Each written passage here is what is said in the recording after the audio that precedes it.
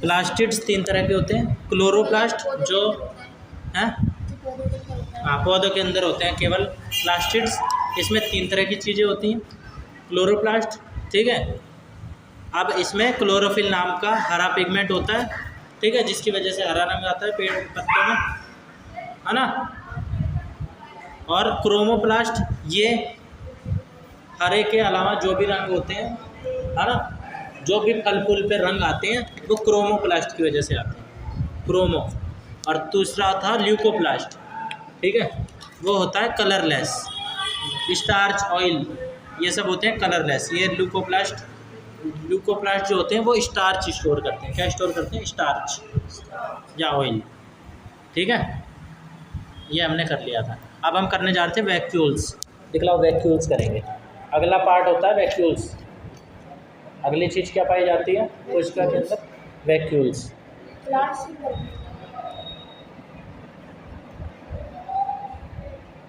नहीं भाई, cell, plant cell में, हाँ प्लांट सेल में ही होता है ये। देखो, ये प्लांट सेल में या तो होता ही नहीं है ज़्यादातर, और होता है तो बहुत छोटा छोटा होता है वैक्यूल्स, ठीक है। ज़्यादातर केसेस में होता ही नहीं है। रसधानी बोलते हैं इसे हम, रसधानी, ठीक है। बोले तो वैक्यूल्स,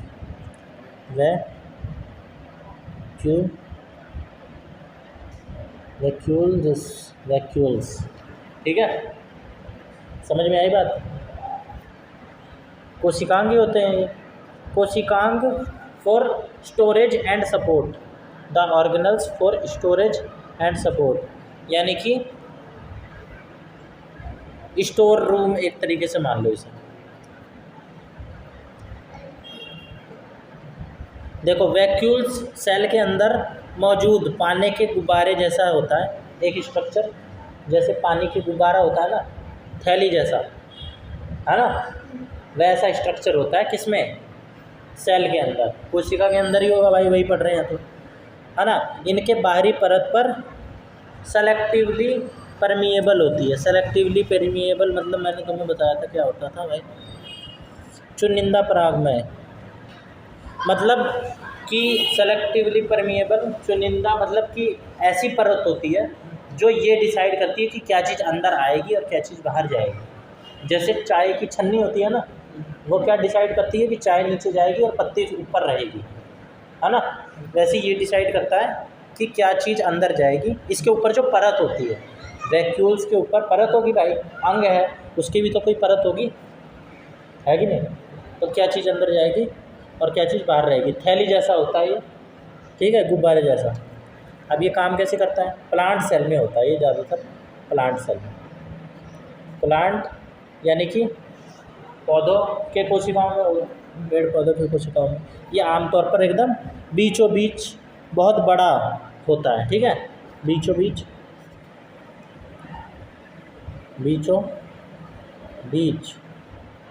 है ना, बड़ा साइज का होता है ना। ये एक पानी जैसे लिक्विड से भरा होता है जिसे सेल सैप बोलते हैं। इसके बीच में जो भरा रहता है ना वैक्यूल्स के अंदर, वो पानी जैसा लिक्विड भरा रहता है ना, जिसे सेल सैप बोलते हैं। इसमें पानी, मिनरल, शुगर और वेस्ट मटेरियल स्टोर रहता है। इसमें क्या क्या रहता है? पानी। इसके अंदर स्टोर क्या क्या रहता है? पानी,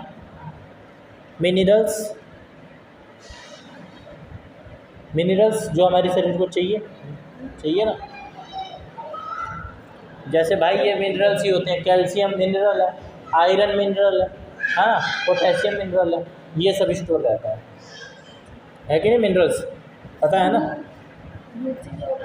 है क्या? धूप इसमें नहीं, धूप स्टोर नहीं होती है भाई। धूप नहीं होती, धूप तो वो लेता है और तुरंत संश्लेषण कर लेता है, उसे उसका इस्तेमाल कर लेता है।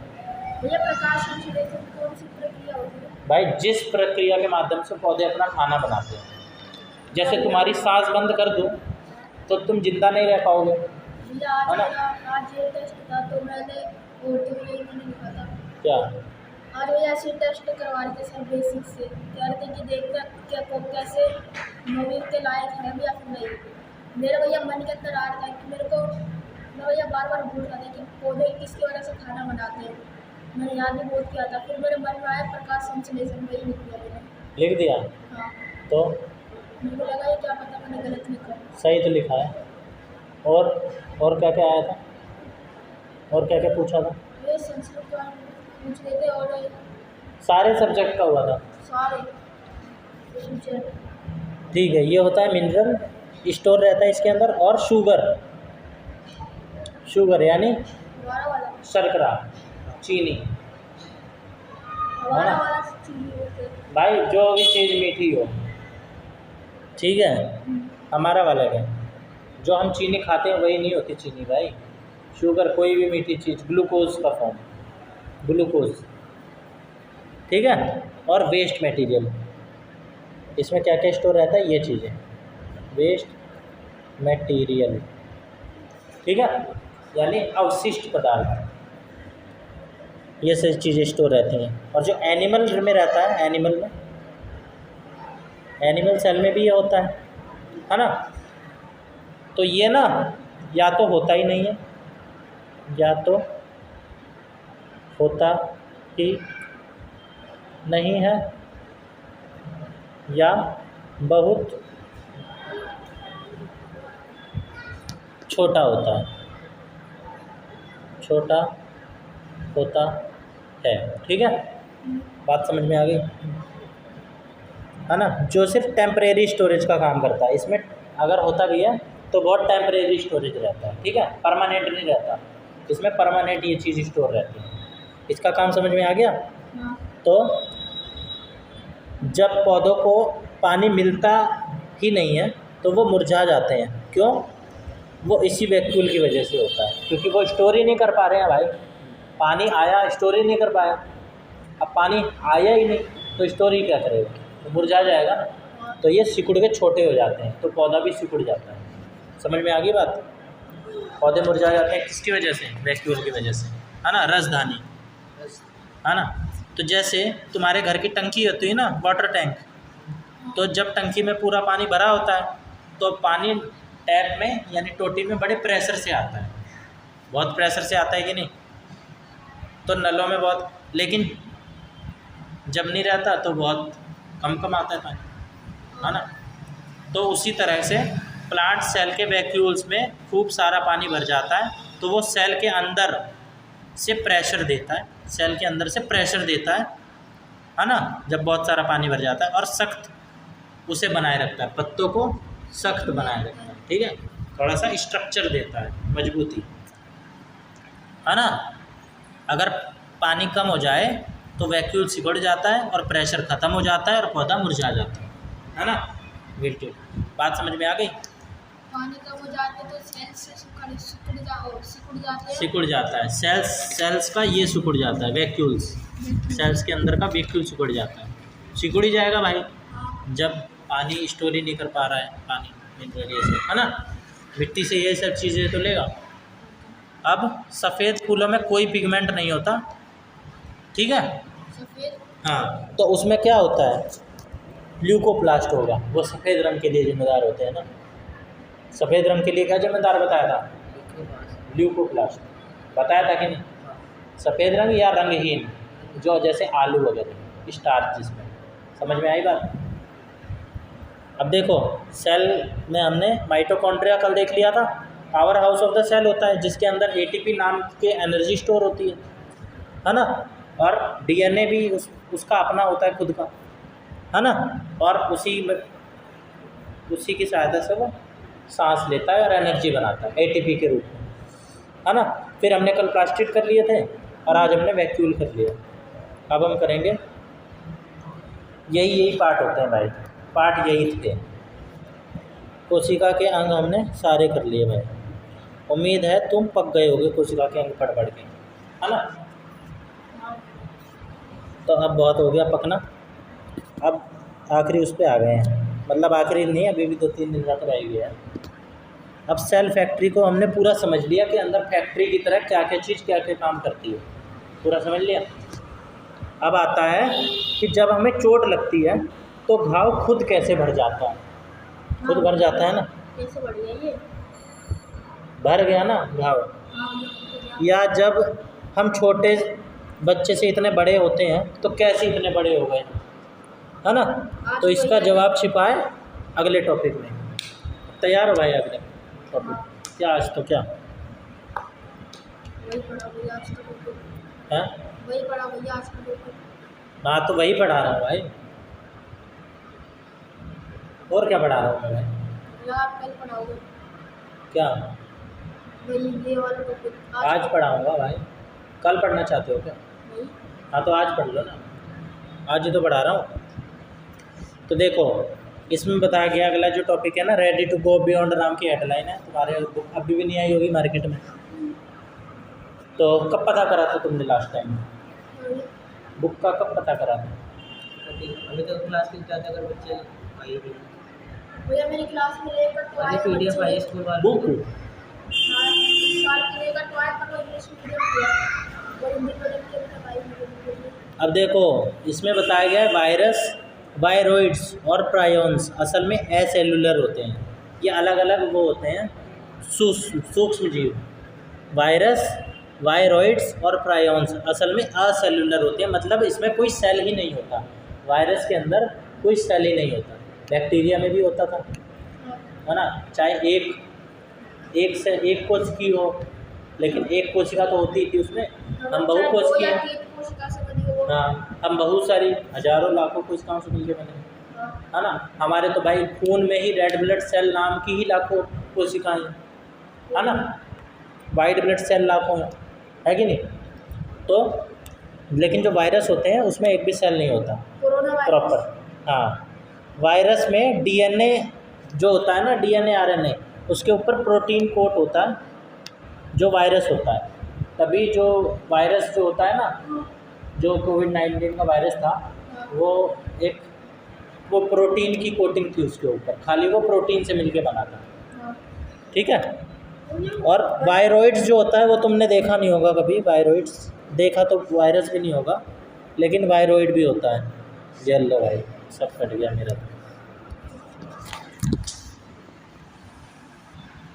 ये होता है वायरस। अब वायरॉइड्स देखते हैं भाई। वायरॉइड्स है ना, RNA DNA के ऊपर प्रोटीन कोट होता है इसमें, ठीक है, खाली प्रोटीन। और जो वायरॉइड होता है इसमें प्रोटीन कोट नहीं होता, मतलब प्रोटीन नहीं लगता इसमें। वायरॉइड्स ऐसा कुछ होता है भाई। यही तो लग रहा है, यही था भैया, यही था। हाँ थोड़ा सा फर्क होता है इन दोनों में, ठीक है। और प्रायोन्स भी एक होता है, सूक्ष्म जीवी होता है प्रायोन, इसी की फैमिली का होता है। ये मस्तिष्क और तंत्रिका तंत्र को प्रभावित करता है, यानी दिमाग को प्रभावित करता है ये, ठीक है। मस्तिष्क संबंधी बीमारियां करता है ये, क्या प्रायोन्स।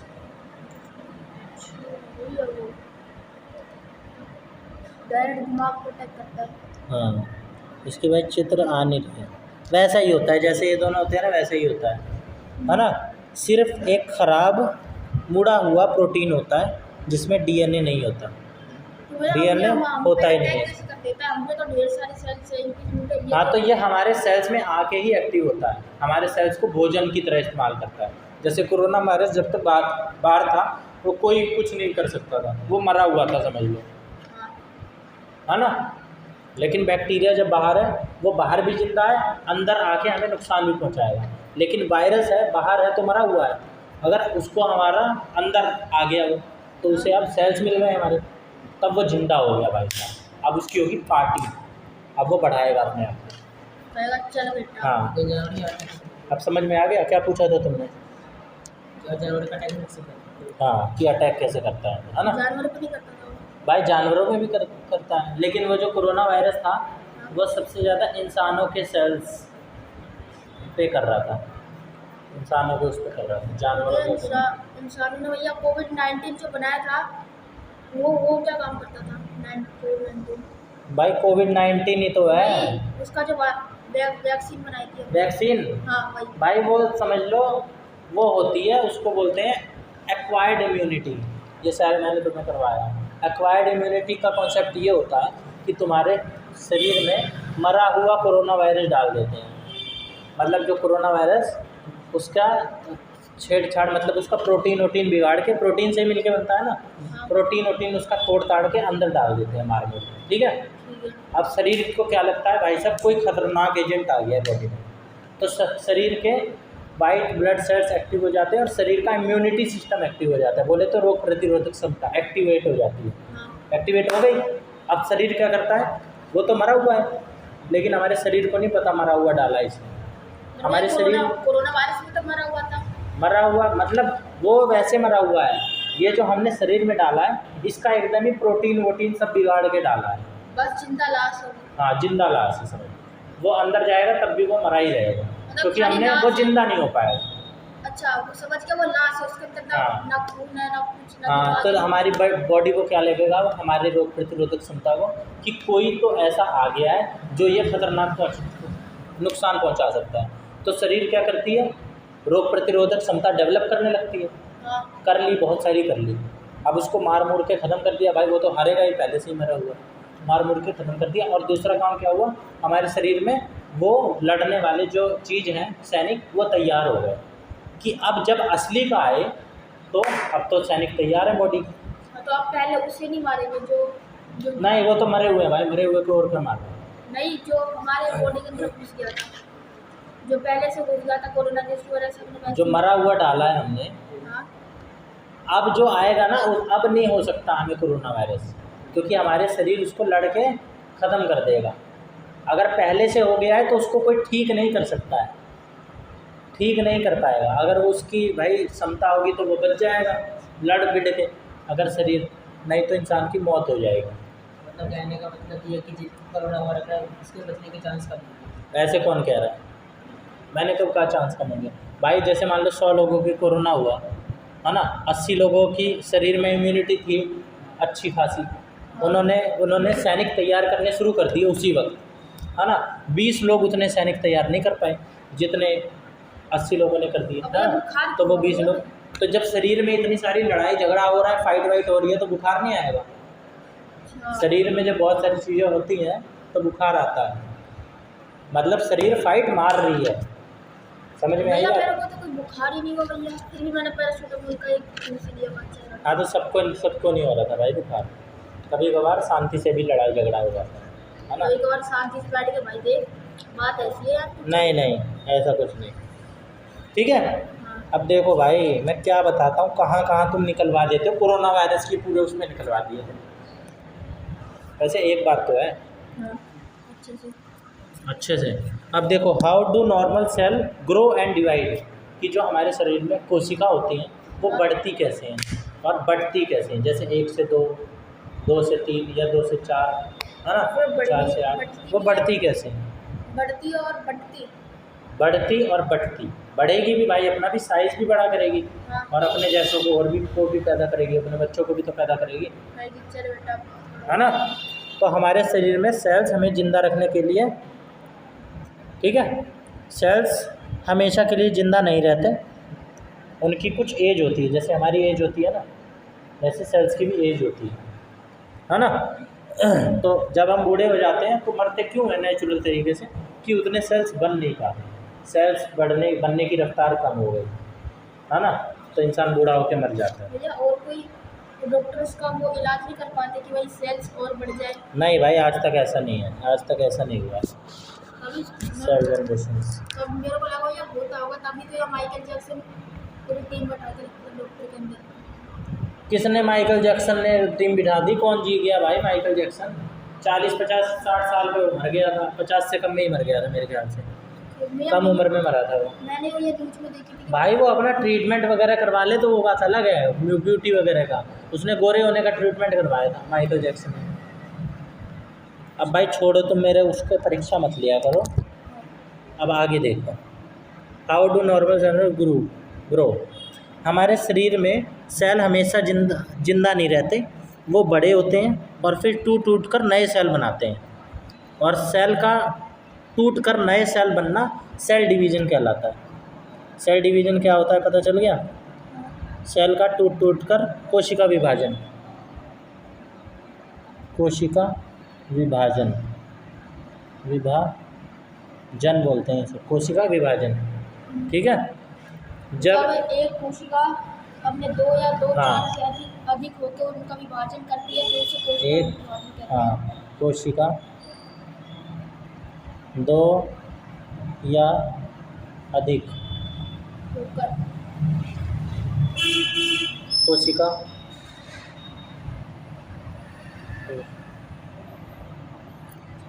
अरे यार कोशिका में विभाजित हो जाती है तो उसे क्या बोलते हैं? कोशिका विभाजन। कोशिका विभाजन। ठीक है, बात समझ में आई?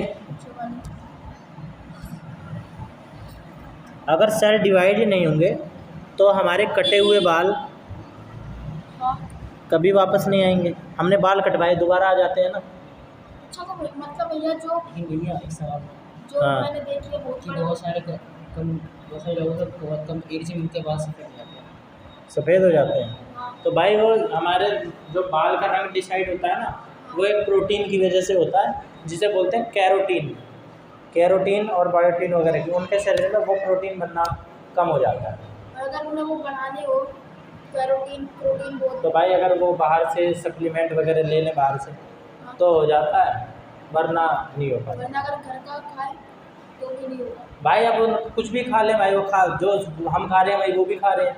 हाँ। अब उनका शरीर ही नहीं है भाई, उस तरीके का नहीं बना पा रहा वो प्रोटीन, है ना। तो चाहे वो कुछ भी खा ले नहीं बना पा रहा भाई। अब किसी को शुगर हो जाए, उसका शरीर इंसुलिन ही नहीं बना पा रहा, तो भाई उसको बाहर से इंसुलिन देना पड़ता है। अब नहीं बना पा रहा तो चाहे क्या कर सकते हैं भाई, खिलाते हैं उसे, क्या ही खा लेगा वो, कुछ भी खा ले। शरीर ही जब मशीन ही ख़राब हो गई है तो उसमें कितना ही तेल डाल लो, कितना ही कुछ डाल लो, वो बदलेगी भाई। रिपेयरमेंट नहीं होती हर चीज़ की, एक टाइम पे वो ख़राब हो जाती है ना। तो मैकेनिक भी मना कर देता भाई साहब अब तो ये ठीक नहीं होगी, अब तो ले जाओ आप इसे, अब इसको राम नाम सत्य कर दो अब तो इसका। उसके आधे बाल तो सफेद हो जाते हैं। हैं? मेरी दूसरी कक्षा में उसके 15 साल की उम्र हाँ, में जवाब मिल गया तुम्हें। उसका शरीर कैरोटीन नहीं बना पाता होता। ठीक है भाई, ज्ञान तो है, कोई भी सवाल पूछ लेते हो तो मैं 90% बातें बता ही देता हूँ। ठीक है, 10% की मैं कह नहीं सकता, वो मुझे किसी भी नहीं पता होती। क्या और क्या कह रहे थे भैया? क्या हैं?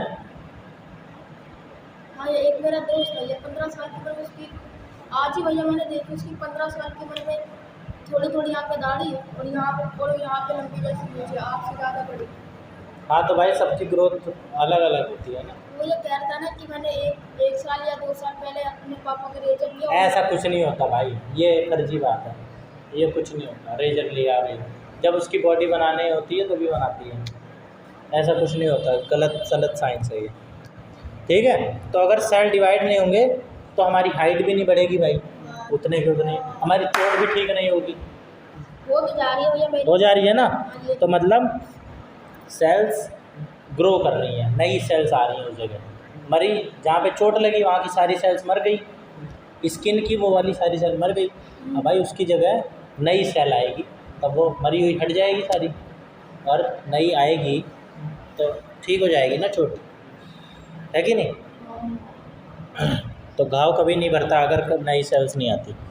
अब सेल्स एक लिमिट तक ही बड़े हो सकते हैं, उसके बाद उन्हें डिवाइड होना ही पड़ता है। जैसे बड़े हुए, इतने बड़े हुए, फिर उन्हें वो बढ़ जाते हैं। ठीक है, जैसे गुब्बारा एक लिमिट तक ही फूलता है फिर फट जाता है ना, और फैल जाता है, है कि नहीं। तो उसके बाद उन्हें डिवाइड होना ही पड़ता है। रोज़ाना हमारी बॉडी में लगभग 1% सेल मर जाते हैं और उनकी जगह नए सेल्स ले लेते हैं। मतलब हर 10 साल में कुछ हर नए इंसान हो।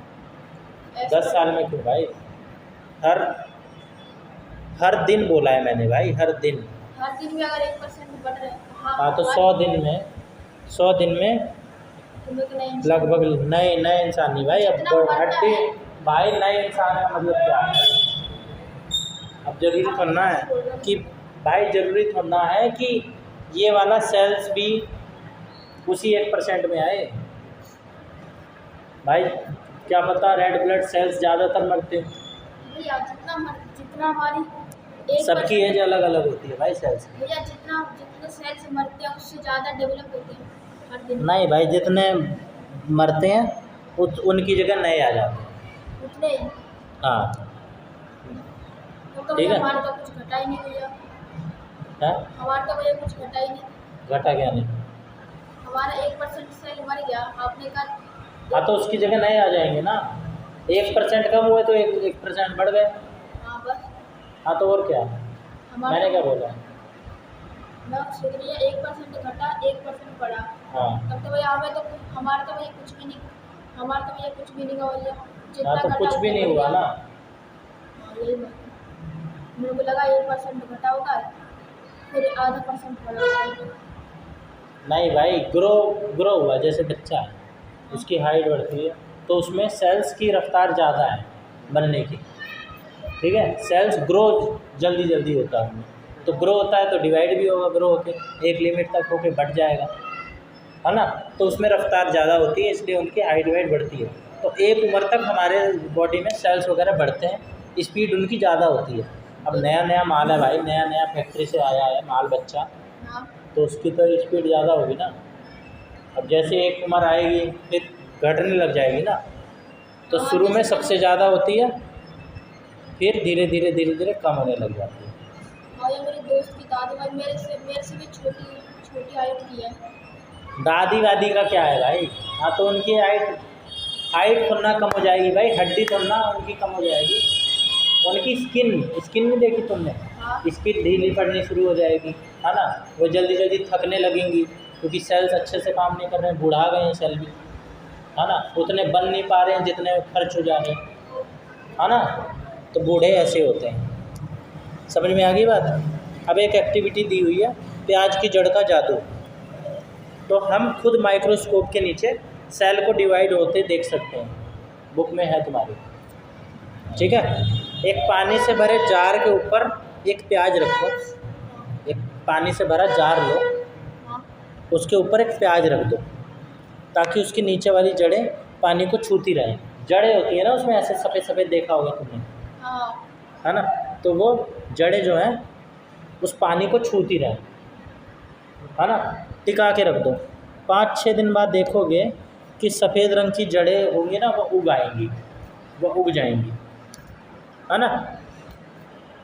तो इन जड़ों के बिल्कुल आगे वाले हिस्से को 2-3 सेंटीमीटर काट दो।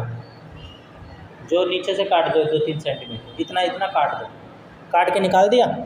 इसे एसीटो अल्कोहल में 24 घंटे के लिए रख दो दोबारा से। फिर 70% इथेनॉल में सेव कर लो। स्लाइड पर रखकर डाइल्यूट HCl की 1 बूंद डालो ताकि टिश्यू नरम हो जाए। 10-15 मिनट बाद धो लो। अब इस पर एसीटो कैरमीन यानी स्टेन होता है, ये रंग होता है, वो डालो और हल्का सा गर्म करो। फिर कवर स्लिप रखकर अंगूठे से हल्का सा दबाओ ताकि सेल्स फैल जाएं। अब भाई ये फालतू का एक्टिविटी है। मेरे को याद है। हाँ छोड़ो।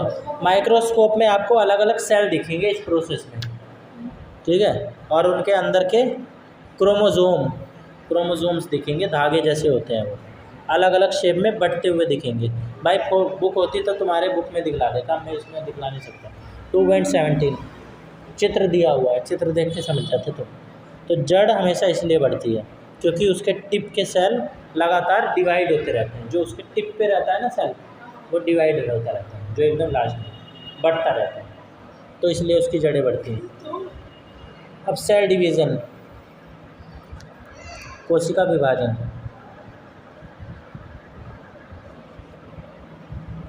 कोशिका विभाजन में एक टॉपिक आता है सेल डिवीज़न। 2 तरह का होता है, इसे ध्यान से समझ लेना, बहुत इंपॉर्टेंट है, पेपर में आ सकता है। 2 तरह का होता है। एक तो होता है, हिंदी में इसे क्या बोलते हैं, कंफर्म कर लो क्या? कोशिका विभाजन। अरे कोशिका विभाजन नहीं, इसमें जो 2 तरह की चीज़ें होती हैं, मिटोसिस ही बोलते हैं, माइटोसिस। समसूत्री कोशिका विभाजन मिटोसिस बोलते हैं, माइटोसिस समसूत्री समसूत्री कोशिका विभाजन। समसूत्री उसका विभाजन कोशिका विभाजन ये होता है, 9वीं क्लास में है ना तो हाँ, समसूत्री कोशिका विभाजन। तो ये सेल डिवीज़न ना 2 तरह का होता है। पहला ये होता है, इसे इंग्लिश में क्या बोलते हैं? मिटोसिस, माइटोसिस, माइटोटिस तो भैया आप माइटोसिस। उसका भी क्या? तो नाम किसका? इंग्लिश में भी तो नाम भैया उसका माइटोटिस नहीं भाई, ये मैंने सर्च करा है, समसूत्री कोशिका विभाजन होता है। ठीक है, मैं जितनी जल्दी कर जाता हूँ ना तुम समझ भी नहीं पाओगे। सेल डिवीज़न 2 तरह का होता है, हाँ, समसूत्री कोशिका विभाजन ये है पहला प्रकार, है ना। तो ये क्या है? नॉर्मल बॉडी सेल का डिवीज़न, नॉर्मल बॉडी सेल का डिवीज़न होता है। ठीक है, जैसे एक पेरेंट सेल टूटकर बिल्कुल अपने जैसी 2 आइडेंटिकल डॉटर सेल बना लेती हैं, डॉटर सेल, जुड़वा, है ना, एक जैसे दिखने वाली। जैसे स्किन है तो अपने जैसी तो बनाएगी वो, स्किन ही तो बनाएगी, है ना। ये तो है नहीं खून बना देगी, स्किन सेल टूट के, स्किन सेल टूटेगी तो स्किन ही बनेगी उसका बच्चा। भाई इंसान का बच्चा पैदा हुआ तो इंसान ही बनेगा, वैसे सेल का बच्चा 2 उसमें टूटेगा तो सेल में ही बनेगा। अब दोनों में नए क्रोमोसोम की गिनती बिल्कुल बराबर होती है।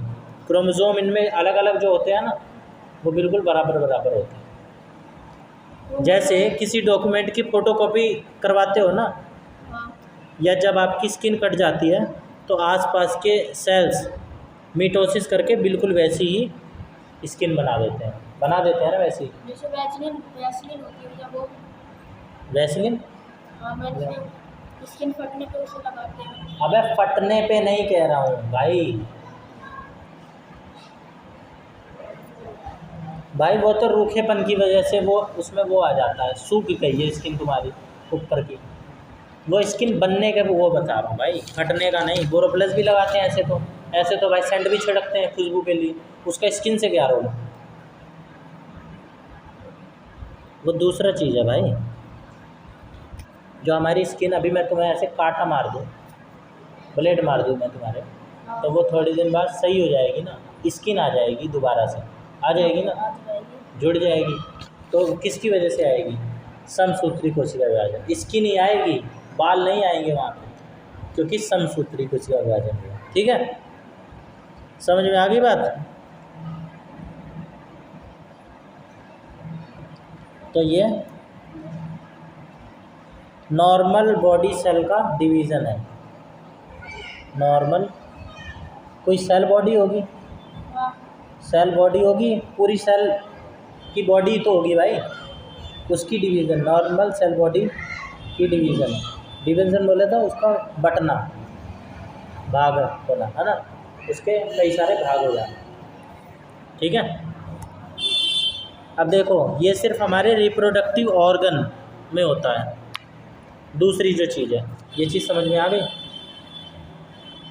दूसरी होती है मायोसिस, इसको हिंदी में क्या बोलते हैं भाई? अर्धसूत्रण, अर्धसूत्रण, पता नहीं कैसे नाम है, तभी इसकी हिंदी में छप नहीं पा रही है सूत्रण, तभी इसकी हिंदी में कॉपी छप नहीं पा रही है, सूत्रण है। ठीक है, इंग्लिश में इसे बोलते हैं मायोसिस, मायोसिस। यार तुम हिंदी में क्यों पढ़ा तुमने पूरा सारा, इंग्लिश में आसान होता है मायोसिस। अब ये हमारे सिर्फ रिप्रोडक्टिव ऑर्गन में होती है।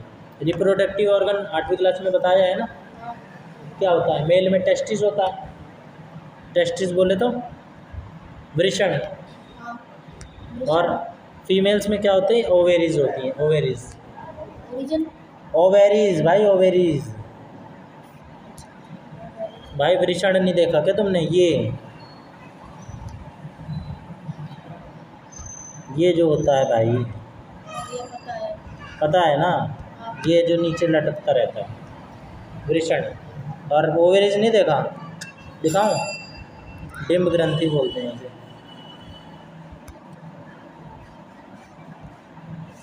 यार इनकी फ़ोटो नहीं रहती है।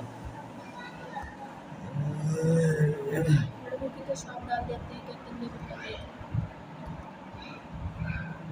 हाँ ये तो है मेरे मेरे बुक में शायद से।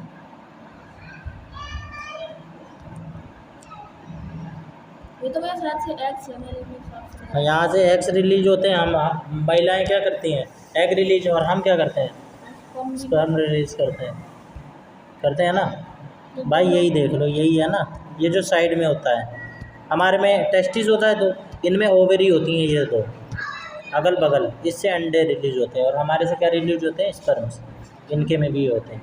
तो ये जो होता है ना डिम्ब ग्रंथि में होता है महिलाओं में, और मेयोसिस किस में होता है, सिर्फ रिप्रोडक्टिव ऑर्गन में। ये तो भैया रिप्रोडक्शन में वो मतलब वो हमारी स्किन को वापस से सही कर देती है। Only in reproductive organ. भाई होता क्या है देखो, इसमें एक सेल 2 बार डिवाइड होता है और 4 नए सेल्स बनाता है।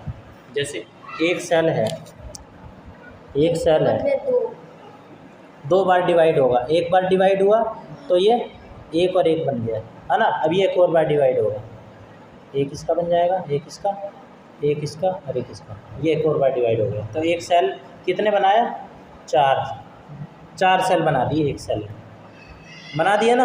हाँ गेमेट्स, 4 नए सेल्स जिसे कि गेमेट्स बोलते हैं। सबसे ज़रूरी बात, नए सेल में क्रोमोसोम्स की गिनती आधी हो जाती है। जैसे इसमें 20 होंगे तो इसमें 10 रह जाएंगे, ठीक है, नए सेल्स जो है। तो जब एक स्पर्म है हमारा, जिसमें पिता का आधा डीएनए होता है, हम जो बाप बनते हैं हाँ तो बाप का आधा डीएनए होता है, और एग जिसमें महिला का आधा डीएनए होता है, क्योंकि आधा रह गया है ना। इसमें 20 था, इसमें मान लो 20% था, या इसमें 100% था, इसमें 50% ही रह जाएगा, 50% रह जाएगा ना, 50%। ऐसे ही महिला का भी अगर मिलेगा तो उसका भी 50%, एक में से डिवाइड होगा तो 50-50 रह जाएगा ना। तो इसीलिए तुम्हारी शक्ल माँ से भी मिलती है, तुम्हारे बाप से भी मिलती है, यानी तुम्हारे में बाप के भी कुछ ना कुछ गुण आए हैं आधे, और माँ के भी आए हैं ना हम सब में। तो क्यों, क्योंकि बाप का भी डीएनए आधा आया है और माँ का भी डीएनए आधा आया है कि नहीं। यानी स्पर्म आधा लेके आया है डीएनए, और एग आधा लेके आया है डीएनए। समझ में आई बात? अब बात समझ में आई? अब जब दोनों मिलते हैं तो क्या होता है, फर्टिलाइजेशन। हिंदी में उसे क्या बोलते थे, फर्टिलाइजेशन को अभी तो ये इंग्लिश में देख रहे हैं। निषेचन, निषेचन है ना। तो इसी मायोसिस की वजह से हम अपने मम्मी पापा जैसे दिखते हैं, है ना। लेकिन बिल्कुल डिट्टो नहीं होते हैं ना, कि बिल्कुल ही बाप ही आ गया दोबारा से, बड़े होकर एकदम बाप की तरह नहीं बन जाते ना, आधे बाप की तरह आधे माँ की तरह। मेरा दोस्त हो या अपनी मम्मी पापा का फोटो कॉपी लगता है वो तो। हाँ, लेकिन भाई आधी चीज़ें आधी आधी आती हैं, उसकी और कुछ चीज़ होगी अंदर, हाँ ठीक है, अंदर की होंगी। अब ये बात समझ में आ गई? हाँ मायोसिस समझ में आ गया, और मिटोसिस समझ में आ गया ना।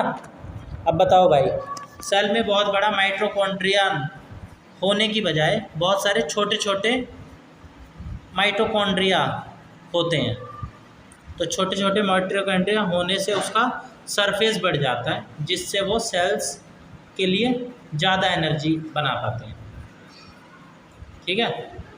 छोटे छोटे माइटोकॉन्ड्रिया होंगे हाँ तो माइटोकॉन्ड्रिया ने एनर्जी कम घेरी, सेल्स को ज़्यादा जगह मिल गई ना, तो वो एनर्जी ज़्यादा बना पाता है। सेल्स को ज़्यादा एनर्जी मिलती है ना। छोटे होंगे तो एनर्जी ज़्यादा दे पाएगा ना।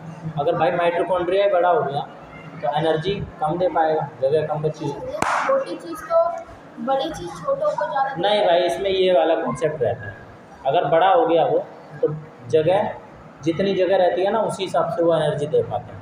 अगर छोटा होगा तो सबको एनर्जी देगा, ले भाई। हाँ, सबके लिए जगह बच जाएगी ना। हाँ।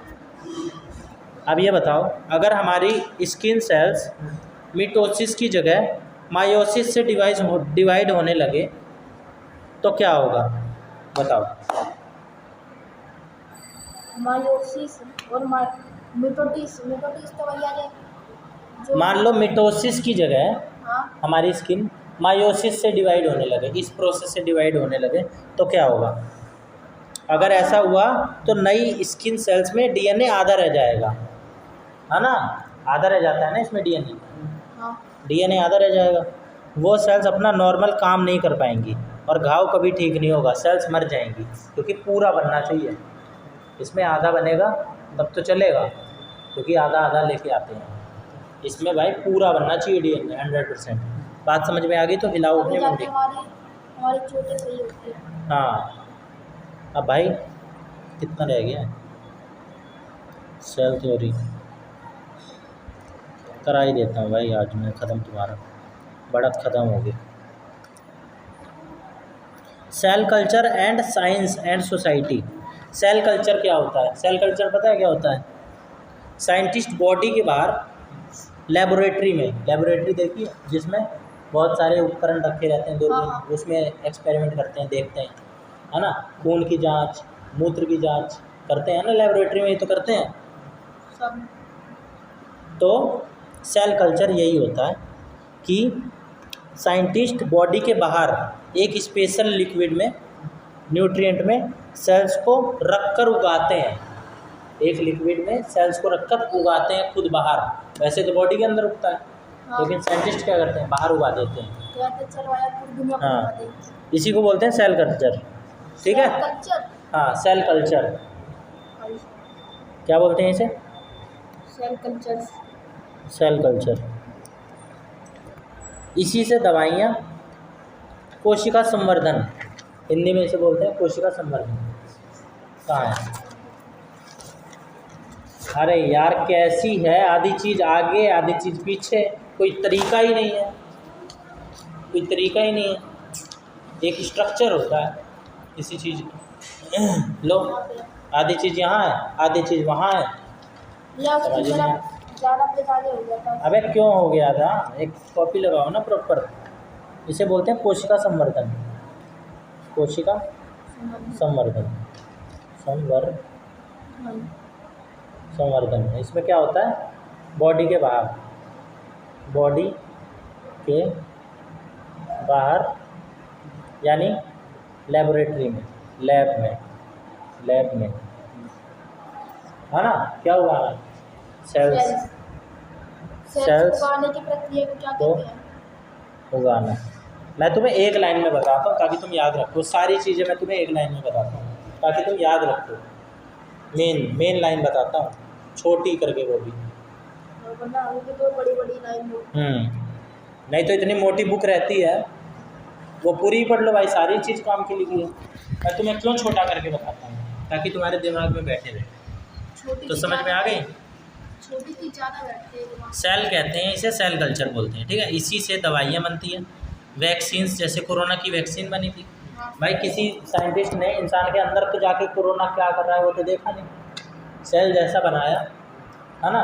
और लिक्विड में डाल दिया कोरोना वायरस को, और देखा अब ये सेल के साथ क्या करस्तानी कर रहा है। अच्छा ऐसे मारता है ये, अब इसको ऐसे बचा सकते हैं।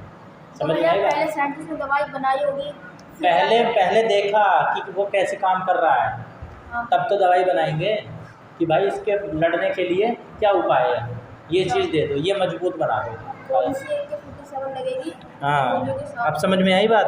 हाँ। अगर सेल डिवीज़न गलत हो जाए तो क्या होगा बताओ भाई? क्या बताओ भैया? अगर सेल बटना गलत तरीके से बटने लग जाए, भैया हमारी हाइट नहीं बढ़ पाएगी शायद। हाँ। हाइट नहीं बढ़ पाएगी। और भाई, और पता है क्या होता है? कैंसर, ट्यूमर इसी की वजह से होता है।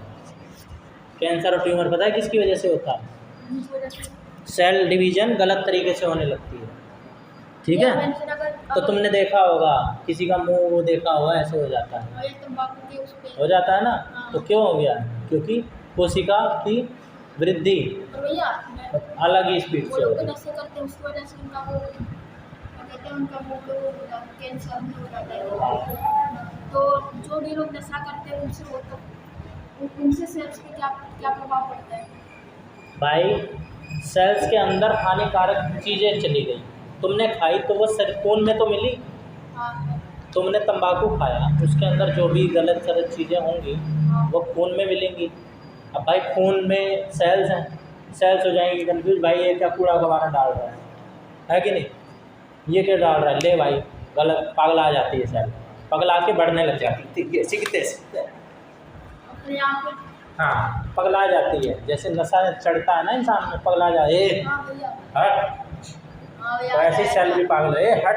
मैं बहुत सारी भैया जगह पढ़ जाऊँ। भैया मेरा पड़ोसी रात में सीढ़ी पे सोया था, पी पा कर आया था। अब आगे देखो, अगर मिटोसिस की वजह से ही सेल्स वो बढ़ रहा था। अबे यार हटाओ तुम इसे, तुम कॉपी ढंग की नहीं लगाते हो। मिटोसिस क्या होता है, जिससे स्किन वगैरह जो भी रिप्रोडक्टिव के अलावा है उसकी वजह से सेल्स डिवाइड होती हैं, कोशिका डिवाइड होती हैं। अगर उसमें एरर आ जाए तो सेल पागलों की तरह लगातार डिवाइड होने लगेगी, पागलों की तरह, चलिए गाड़ी स्टार्ट कर। है ना। अनकंट्रोल डिवीज़न, तो वो एक गांठ बना लेते हैं जिसे ट्यूमर कहते हैं, या कैंसर, गांठ जैसी बन जाती है ना। अगर मिटोसिस में एरर आ जाए तो बच्चे में जेनेटिक डिसऑर्डर हो सकता है, मतलब बच्चे में भी अलग अलग प्रकार की बीमारी हो सकती है। ठीक है, समझ में आई बात, है ना। सरकार को बैन ही कर देना चाहिए भाई अब जब टीचर वगैरह पूछे ना तुमसे, जब ये चेक कराएं, हीरो बन सकते हो तुम पूरी क्लास में, टीचर भी इम्प्रेस हो जाएगा, भाई साहब इसे इतना सब कुछ कैसे पता जैसे मैंने कर रखा था, है। जैसे मैंने कर रखा था। कैसे करा, क्या करा। जैसे आपने मैथ का पहला चैप्टर था जिसमें पहला फॉर्मूला लिखा हुआ था, मैम ने सिर्फ वही क्वेश्चन डाल कौन दिया सा था पहला, मतलब कि वो निर्देशांक ज्यामिति। आज जिसमें बुक में सबसे पहला फॉर्मूला लिखा हुआ था x1 हाँ वो भैया दूरी निकालने का फॉर्मूला ऐसे दी हाँ, पहले x2 माइनस x1 हाँ यही और बीच में कोई निशान होता है प्लस का, y2 माइनस y1, और ये पूरा अंडर रूट में। तो मैंने आज मैम के सामने पूरा कर दिया। हाँ अब देखो, अब कुछ साइंटिस्ट के नाम दिए हुए हैं। अरुण कुमार शर्मा साइंटिस्ट का नाम दिया हुआ है इसमें। आज कुछ सही आया। तो ये एक महान इंडियन बोटेनिस्ट थे जिन्होंने पौधे के क्रोमोसोम्स को पढ़ने की नई टेक्निक खोजी। इतना ही जानो पढ़ने वो, की बस। हाँ, कि पौधों को किन किन तरीक़ों से पढ़ सकते हैं, है ना, सेल्स में डिवाइड करके, है ना, कैसे। तो बोटेनिस्ट वो होते हैं जो पेड़ पौधे की स्टडी करें। ठीक है, गोटीलैब हैबरलैंड, ये विदेशी है भाई, गोटीलैब हैबरलैंड, नाम से ही पता चल रहा है, गोटीलैब हैबरलैंड। इन्होंने टोटीपोटेंसी का आइडिया दिया। टोटीपोटेंसी क्या होता है, मतलब प्लांट का कोई भी एक सेल अगर सही कंडीशन में रखा जाए तो वो एक पूरा नया पौधा बना सकता है, है ना। कोई भी एक सेल सही कंडीशन में रखा जाए तो इसे प्लांट टिश्यू कल्चर बोलते हैं, मतलब एक सेल ही पूरा पेड़ बन सकता है। हाँ, इसे प्लांट टिश्यू कल्चर बोलते हैं। टिश्यू कल्चर मैंने तुम्हें बताया है, सेल्स का बना उगना, है ना, कोशिका संवर्धन बताया ना लास्ट में। फिर एक और ने दिया हुआ है भाई, जे क्रैग वेंटर, इन्होंने लैब में कंप्यूटर की मदद से एक आर्टिफिशियल डीएनए बनाया, सिंथेटिक डीएनए कंप्यूटर और आर्टिफिशियल, उसकी वजह से कंप्यूटर की मदद से, ठीक है, डीएनए बना दिया, मतलब इन शरीर में नहीं बनाए, इन्होंने कंप्यूटर में बनाया, ठीक है, और उसे एक बैक्टीरिया में डाल दिया। उस बैक्टीरिया ने नए डीएनए के हिसाब से काम करना शुरू कर दिया। तो ये साबित करता है कि डीएनए ही सेल का बॉस है, ठीक है। न्यूक्लियस था भाई, तो न्यूक्लियस के अंदर जो होती है ना चीज़ें, और भी जो बारीक लेवल पे चीज़ें होती है वो डीएनए होता है, न्यूक्लियस होता है। तुम न्यूक्लियस ही बॉस याद रखो, क्योंकि भाई निर्देश देता है सबको। लेकिन जो डीएनए होता है अच्छी से न्यूक्लियस की परिभाषा पर याद करा दिया भाई, एक लाइन खाली कि न्यूक्लियस की पूरे सेल्स में क्या होगा क्या नहीं होगा, अन्य कोशिकांग क्या काम करेंगे, ये निर्देश न्यूक्लियस ही देता है, बस। अब सेल थ्योरी क्या होती है भाई? Cell theory the unifying principle of biology. Cell theory पता है क्या होती है? सेल थ्योरी, हाँ, कोशिका सिद्धांत, मेरे को लगा ये तो सेल- सालों पहले 3 साइंटिस्ट ने मिलकर 3 साइंटिस्ट मिले हाँ जी। जिन्होंने मिलकर सेल के 3 रूल्स बनाए जिन्हें सेल थ्योरी बोलते हैं। ठीक है, 3 रूल्स बनाए। पहला रूल था पहला रूल था तीन ए बड़े square rule. B square E square. देखो ये नाम है क्या बंदे का, ये बंदों का नाम लग रहा है। हाँ, मैथियसिस सेकलेटन, नाम से कुछ नहीं रखा, काम से देखो। इस बंदे ने बताई 1938 में एक बात बताई कि सारे पौधे सेल से मिलके बने हैं। 1838 में भाई, तब तो इंसान चलना भी नहीं जानता था, है ना। तो सारे पौधे सेल से बने हैं, इस बंदे ने बताई, तो नाम होगा कि नहीं इसका। फिर दूसरा बंदा ये सैकवान, इसने सारे जानवर सेल से मिलके बने हैं। अगले साल ये आया, इसने बता दिया भाई जितने जानवर है ना सब किससे मिलके बने हैं, सेल से मिलके बने हैं। तीसरा बंदा आया 1855 में सीधा, इसने बताया हर नया सेल हमेशा पुराने सेल के टूटने से, यानी प्री एग्जिस्टिंग सेल से ही बनता है। हर नया सेल हाँ भाई, जैसे हम कैसे बनते हैं, हमारे माँ बाप से ही बनते हैं, वैसे सेल भी किससे बनेंगे, सेल से ही बनेंगे, हाँ ना। बात समझ में आ गई। अगर सबसे पहले ये बात की जाए कि सबसे पहले सेल्स को देखो किसने कहा, फिर आएगा रॉबर्ट हुक 1665 में। हाँ। उसके 3-4 सालों बाद कोई सा पता नहीं कैसे नाम था उसका, ल्यूवेनहोक। हाँ ल्यूवेनहोक। फिर उसने बताया कि फिर उसने सबसे पहले जिनका सेल्स देखे उनको। हाँ, अब भाई ये वो कर लो, ज़्यादा टाइम मत वेस्ट कराओ। Do cells grow and reproduce forever, क्या सेल्स हमेशा के लिए ग्रो कर सकते हैं, हमेशा के लिए पैदा हो सकते हैं? नहीं, कभी नहीं। हर सेल की एक लाइफ होती है, एक उम्र होती है। कभी वरना आज भी 80 साल के हाँ। होते हैं। अब पहली चीज़ होती है contact inhibition. Normal animal cells जब बढ़ते बढ़ते अपने आसपास के सेल्स से टकराते हैं तो वो बढ़ना बंद कर देते हैं, मतलब है ना। नॉर्मल एनिमल सेल्स जब मान लो एक लिमिट तक ही तो पानी की टंकी भी भर सकती है, और क्या। है ना। एक टाइम के बाद वो प्रेशर बन जाएगा, हाँ, और पानी का टंकी बाहर, हाँ, पानी का टंकी बाहर में बंद हो जाएगा पानी, है ना। वैसे ही भाई जब तक जगह रहती है सेल्स की ग्रो होने की तब तक वो ग्रो होता है, फिर जैसे ही फुल हो गया तैसे ही सेल्स की ग्रोथ बंद। फिर जब वो मर जाएंगे तब नए आएंगे, है ना। तो ये एक चीज़ होती है। दूसरी चीज़ क्या होती है, लेकिन जब इंसान को कैंसर होता है हाँ। तो ये चीज़ भूल जाती है, सेल पगला गई है ना, भाई वो क्या कभी करें? रुकती नहीं। अगर रुके ना, रुकनी भी जरूरी है भाई। हाँ। अगर सेल्स ग्रो होना रुके ना, ग्रो ही होते रहे तो कैंसर, ट्यूमर, मतलब गांठ। भाई हमारे लिए सारी चीज़ें बेकार है। अगर हम सोचते हैं कि भाई का सेल्स हमेशा बढ़ते रहे ताकि हम अगले दिन बुर्ज खलीफा की तरफ हमारी नहीं भाई, सारी चीज़ बैलेंस में ज़रूरी है, ठीक है, मॉडरेशन में ज़रूरी है, मॉडरेशन इसकी, ठीक है, समझ में आ गई भाई। नेचर ने हमें ऐसा बना दिया। हाँ भाई, बड़े परफेक्ट बने हैं, ठीक है। हाँ।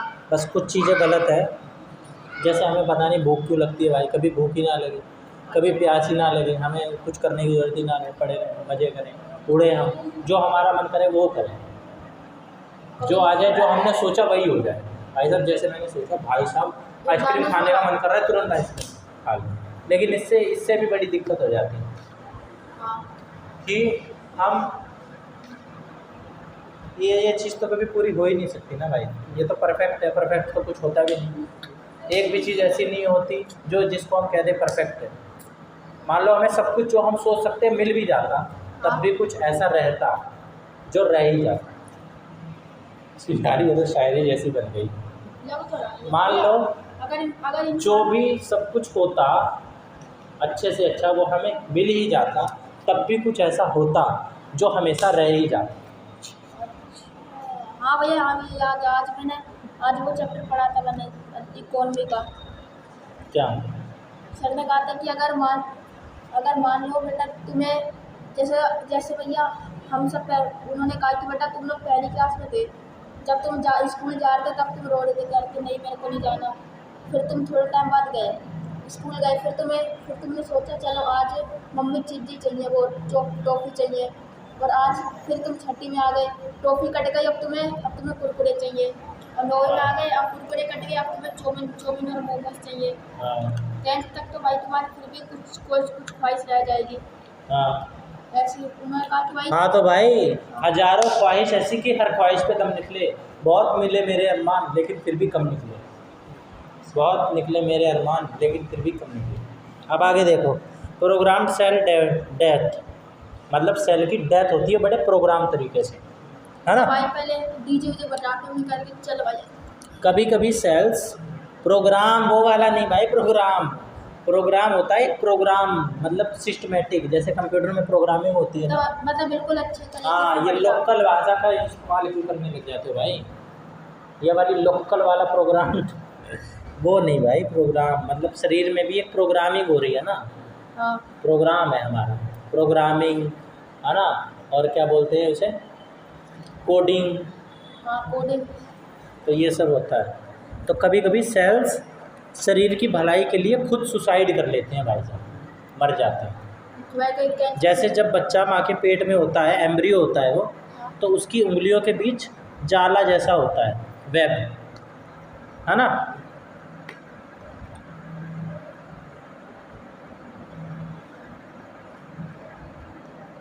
देखा है तुमने पेट में बच्चा?